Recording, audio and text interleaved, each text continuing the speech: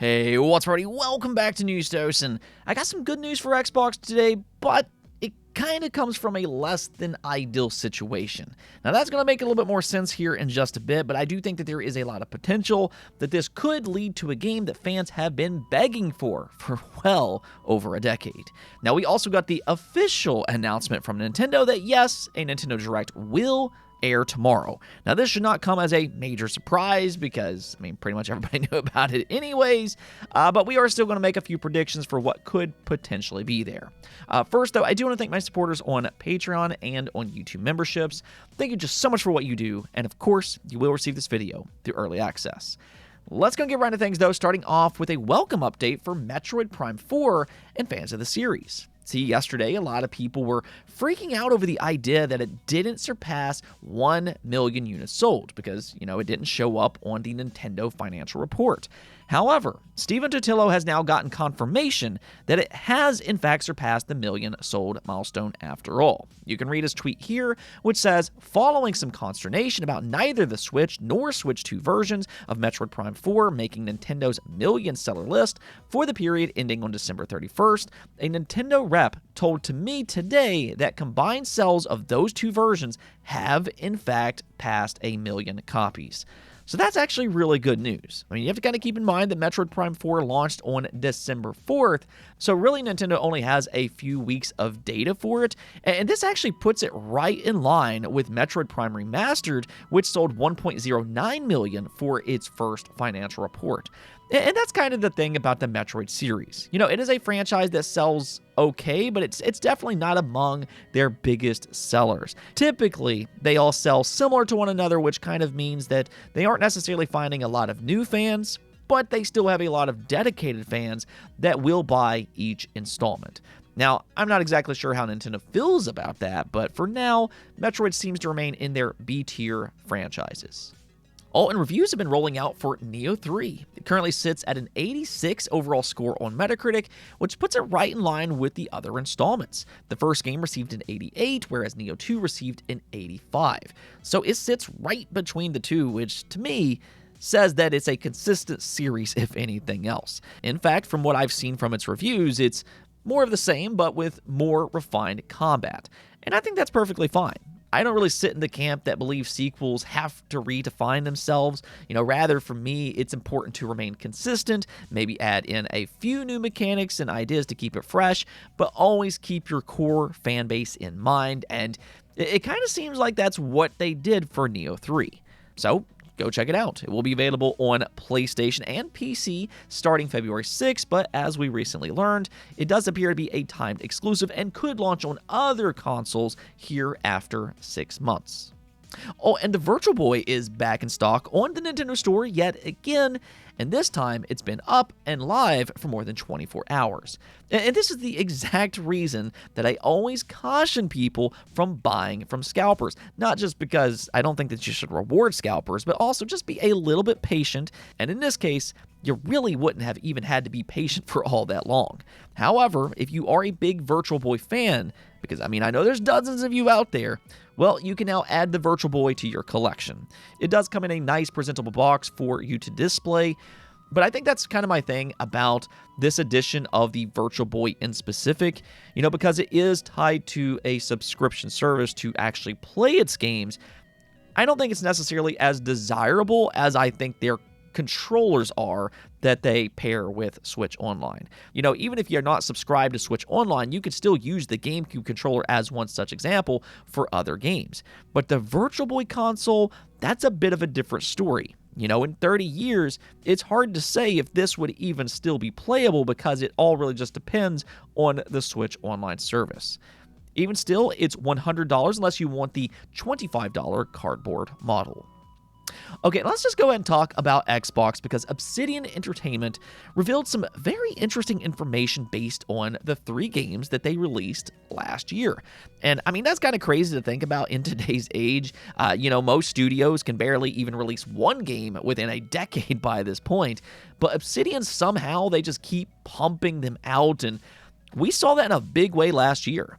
I mean, they launched Avowed, Grounded 2, and The Outer Worlds 2, two of which are really big releases for them. However, as unfortunate as it may be, only one of those games had real success in terms of units sold. Now, to be completely fair, The Outer Worlds 2 has had success in terms of its reception, but overall, it didn't sell well. That was actually revealed by Alinea Analytics not all that long ago, but now it's 100% confirmed because during a Bloomberg interview, they said, quote unquote, that Grounded 2 was a big hit, but both Avowed and The Outer Worlds 2 failed to meet expectations. Now, they also mentioned that Xbox does have a 30% profit mandate for many of their Xbox studios, which is why they've been porting their games to PlayStation, which I do find to be interesting just because Microsoft has kind of declined to admit to that mandate. It seems like they aren't exactly being completely truthful about that situation, because this is now the second or third time that we've heard this from other sources. But regardless, with both Avowed and The Outer Worlds 2 failing to meet expectations, you have to kind of wonder what's next for Obsidian as a studio. You know, The Outer Worlds 2 specifically was a big game for them. It was potentially their biggest game ever, which is why they were originally going to charge $80 for it. So to hear that it hasn't met expectations, which lines up with the details that we got from Alinea Analytics, that makes me think that not only will Obsidian move on from this series, but that they'll also shift over to a more popular franchise to better position themselves for that 30% mandate that Microsoft wants. And like, I get it, a lot of this seems like bad news because, well, it partially is. But this is where I think things could get very interesting, because what's the one series that Obsidian has experience with that Xbox wants to push heavily? And that's, of course, Fallout New Vegas. Now, there was a recent leak that claimed a remaster is in development, though I'd be a bit surprised if Obsidian is handling that specific game. But however, what about a potential sequel? I mean, this is something that I think that they can do, and in fact, I feel like Microsoft is probably going to want to push them into that direction. I mean, let me just put it this way. Would Microsoft greenlight a sequel for The Outer Worlds 3 and an Avowed sequel knowing that the prior games failed? Probably not. But if they were to pitch an idea for, let's say, Fallout New Vegas 2, I mean, they would likely greenlight that idea on the spot because they are craving more Fallout games with the success that the show has had. I mean, this would also better position Obsidian for the future, because anytime a high-profile game fails like The Outer Worlds 2, I mean, there is that concern about layoffs and possibly even worse. Now, personally, I don't think that it's going to come to that, just because Grounded 2 has been very successful for them, and also the fact that they have a lot of talent that they can utilize for one of their most important franchises, again, being Fallout. In fact, we had actually heard rumors not all that long ago that there are people within Obsidian that wants to work on a Fallout New Vegas 2. So I think this is a very realistic outcome given the circumstances. But what do you all think? Do you think that they'll shift over to Fallout as their next big title, or do you think that they're going to do something else? Let me hear it in the comments below. All right, now one more thing before we go. Let's talk about tomorrow's Nintendo Partner Showcase. It will air on February 5th at 9 a.m. Eastern Time, so go and set your alarm. And with this being a third-party showcase, I think there's going to be a lot of surprises. I mean, I understand that Nintendo fans want to know what Nintendo is working on. I want to know that as well. But as I've said before, I think this Direct has the potential to really showcase the magic that the Switch 2 has to offer and what it can bring new to the table for this generation. I think it's going to surprise a lot of people with what it's truly capable of. So let's just go ahead and go over some of my predictions of what they could bring tomorrow, and I have this categorized by different publishers. I mean, one thing about Nintendo, or at least early on in this generation, is that there are specific publishers that they have clearly partnered up with, by giving them dev kits and things like that, and I think that's going to expand with tomorrow's showcase.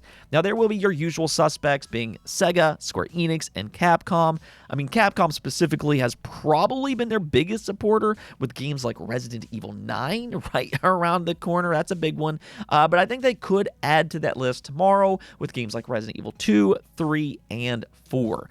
I mean, all the other modern Resident Evil games are being ported over, so it only makes sense for them to bring the whole ship. Now, I think there's also a chance that Monster Hunter Wilds could show up. I would like to think Dragon's Dogma 2 could have a shot as well. I'm not as convinced about that, but given Nintendo's history with Monster Hunter, again, it's another series that just kind of makes sense for the Switch 2.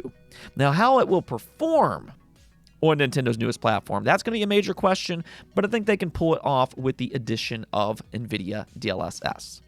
Like I said, there's also Sega. Yakuza is a series that I would keep an eye on, but even more so is Metaphor ReFantazio. I mean, honestly, I was expecting its Switch 2 reveal last year because, I mean, it feels like a perfect fit, but as we learned late last year, Nintendo gave Sega their dev kits a little late, which is why Persona 3 Reload launched with some issues. Sega had to rush that game out for the Switch 2, whereas it seems like they're taking some extra time with the launch of Metaphor ReFantazio. Now, Xbox, I think, will be one of their newest partners, and honestly, there's just so many games in their library that they could potentially bring. I mean, there's Call of Duty, I think that's a given. There's Forza Horizon 5, Indiana Jones, Doom the Dark Ages, Avowed, Sea of Thieves, possibly Halo, or even Gears of War Reloaded. There's Fallout 4, again, that's a very important franchise for them right now, and there's also been a lot of rumors for Starfield.